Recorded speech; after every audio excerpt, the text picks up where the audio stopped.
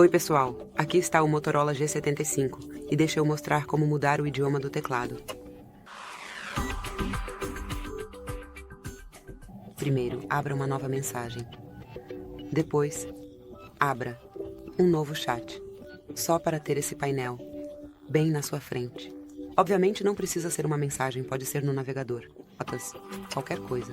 A gente só precisa ver o teclado na nossa frente. Então marque Configurações e escolha Idiomas.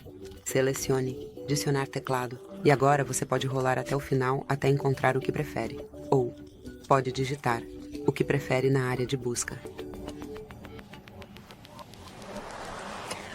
Agora toque em concluído. Então remova os idiomas desnecessários, volte e é isso. Então, está mudado, já está configurado. Obrigado por assistir, por favor, se inscreva no nosso canal e deixe seu like.